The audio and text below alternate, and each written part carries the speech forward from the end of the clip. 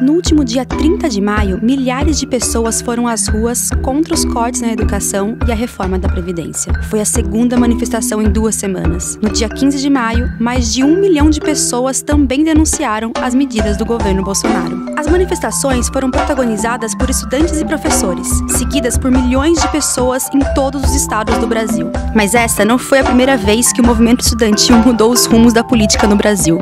Muitas vezes assumindo a vanguarda das mobilizações e arrastando outros setores da sociedade à resistência.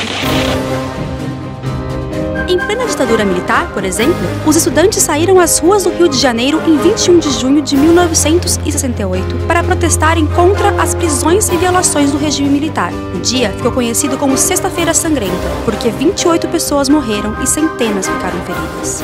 Após a violenta repressão, uma semana depois, o movimento estudantil convocou a Passeata dos 100 mil, que contou com a participação de artistas, intelectuais, trabalhadores, sendo uma das mais importantes manifestações contra a ditadura militar no Brasil. A classe trabalhadora se colocou em ação logo na sequência, com as greves de Contagem e Osasco, depois que os estudantes deram um exemplo de que era possível enfrentar os generais.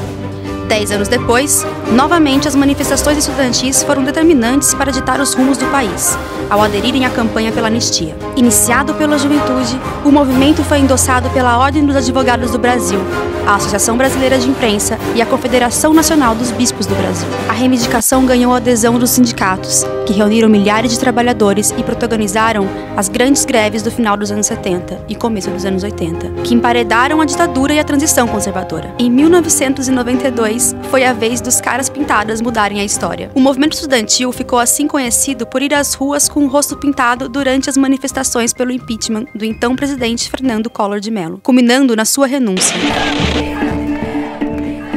E a história parece se repetir. Novamente, estudantes, professores e trabalhadores estão juntos. Desta vez, contra o desmonte que o governo Bolsonaro tem realizado na educação e em defesa da Previdência. Depois do movimento estudantil, agora é a vez dos sindicatos puxarem os atos.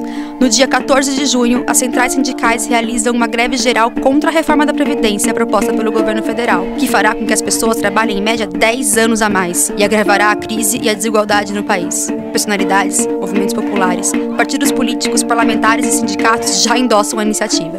Novamente, estudantes e trabalhadores se unem para mudar os rumos da história do Brasil.